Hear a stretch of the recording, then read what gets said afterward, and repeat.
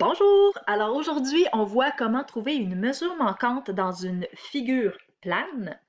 Démarche à suivre. Donc, on a ici, c'est comme un peu une recette à suivre. Qu'est-ce que je veux voir dans vos démarches? Donc, premièrement, on écrit la formule. Toujours, toujours, toujours, je veux voir votre formule. Donc, quand on cherche une mesure manquante, c'est qu'on cherche la mesure dans une figure. Pour ça, on va vous donner l'aire de la figure. Pour l'air, on a toujours une formule. Donc, on écrit notre formule. Ensuite, on va écrire l'équation en remplaçant les éléments connus dans la formule. On va simplifier au besoin. On résout l'équation en effectuant les opérations inverses de chaque côté du signe égal. Et finalement, on écrit la réponse et les unités de mesure.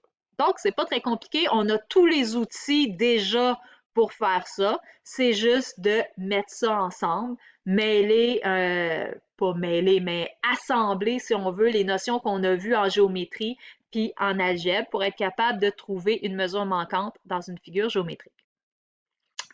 Alors ici, premier exemple, on vous demande, trouve la mesure de la petite base de ce trapèze si son aire est de 28 cm². Donc, on parle d'un trapèze. L'aire d'un trapèze, notre formule, c'est grande base plus petite base fois hauteur divisé par 2. Alors, je commence par écrire ma formule. Deuxième étape, je viens remplacer ce que je connais, les informations connues dans ma formule, et ça va me donner une équation. Donc, l'air, le A, c'est 28 cm². Ma grande base, c'est 9. Ma petite base, c'est mon X, c'est ce que je cherche. Ma hauteur, c'est 4 et divisé par 2, ça ne change pas. Donc, en remplaçant, j'ai obtenu une équation. Une équation, ça me prend une égalité, donc j'ai mon signe égal, puis ça me prend une variable. J'ai ma variable.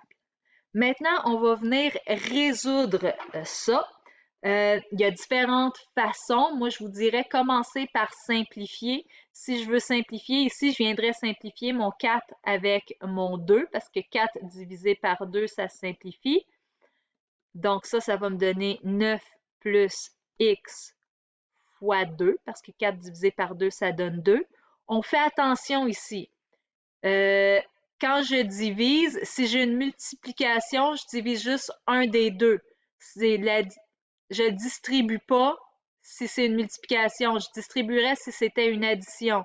Donc, par exemple, si j'ai 8 plus x divisé par 2, là, je peux dire c'est comme 8 sur 2 plus x sur 2.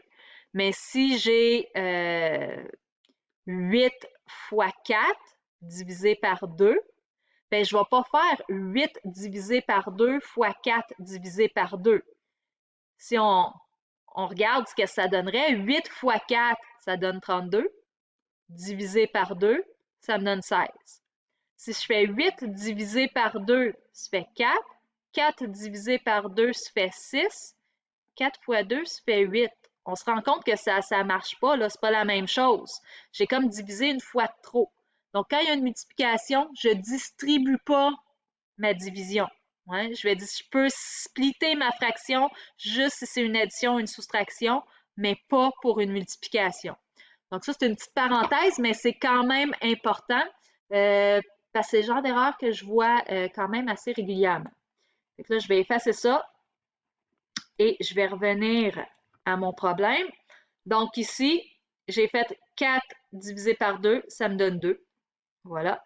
Je vais venir maintenant distribuer. Ça va me faire 28 est égal à 18 plus 2x. C'est simplifié au maximum, donc je suis rendue à résoudre. Alors, je vais faire moins 18 des deux côtés pour commencer, ce qui va me donner 10 est égal à 2x. Ensuite, descendre ça un petit peu. Je divise par 2 des deux côtés et j'obtiens que x est égal à 5. Je peux écrire 5 égale x ou x égale 5, ça ne me dérange pas, je ne serai pas sévère là-dessus. Et par contre, je veux avoir les unités de mesure. C'est peut-être plus facile si on l'écrit dans l'autre sens, x égale 5 cm. Et on met la réponse, la petite base mesure 5 cm.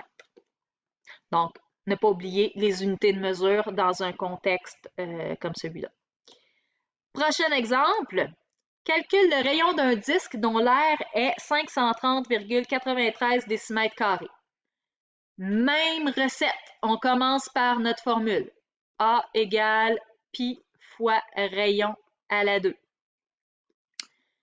On remplace ce qu'on connaît. Donc, l'aire, c'est 530,93.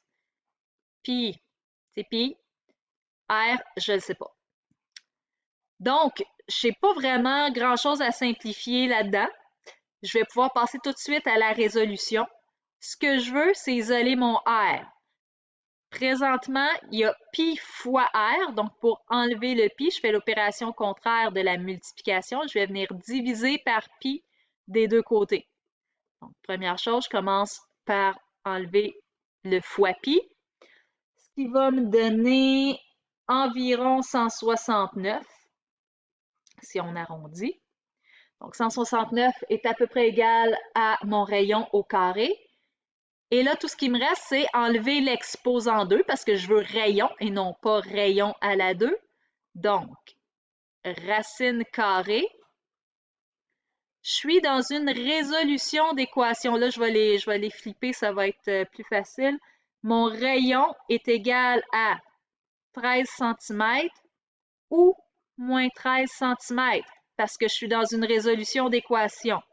Sauf que là, ce qu'on nous demande, c'est de trouver le rayon d'un disque. Donc, il faut se poser la question, je suis dans un contexte. Est-ce que moins 13 cm, ça fait du sens pour un rayon? La réponse est non. Donc, on va venir barrer la réponse. Je veux que vous m'écriviez les deux, mais que vous barriez celle qui fait pas de sens.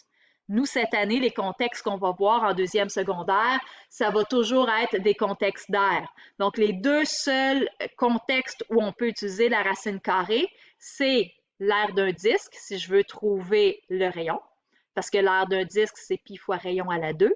Et l'autre exemple, l'autre formule d'aire qu'on connaît qui utilise un exposant 2, c'est l'aire du carré. Donc, si je vous donne l'aire d'un carré et qu'on cherche la mesure d'un côté, on va utiliser la racine carrée aussi. Donc, c'est deux contextes où on cherche une mesure de côté. Une mesure de côté, ça va toujours être positif. Plus tard, quand vous allez faire des maths, peut-être en secondaire 3, 4, ça se peut que vous l'utilisiez dans des contextes où là, on garde la valeur négative. Donc, c'est pour ça qu'on veut s'habituer à réfléchir, à mettre les deux. Mais nous, cette année, on va tout le temps barrer le négatif parce qu'on va être tout le temps dans des contextes où ce qu'on cherche, ça va être une mesure. Donc, une mesure ne peut jamais être négative, pas pour une mesure de côté ou de rayon. Donc, on va barrer la valeur négative. On peut finir avec réponse, le rayon mesure 13. Hey, j'ai mis des centimètres, c'est des décimètres. Décimètres, je vais aller corriger mon erreur. 13 décimètres. Voilà. Donc, c'était la capsule pour les mesures manquantes. Maintenant, vous vous fiez à cette recette-là, à ce modèle pour faire les exercices suivants. Alors, formule, on remplace, ça nous donne une équation. On simplifie au besoin. Ensuite, on résout et on met la réponse avec les unités de mesure. À vous de jouer. Bon travail.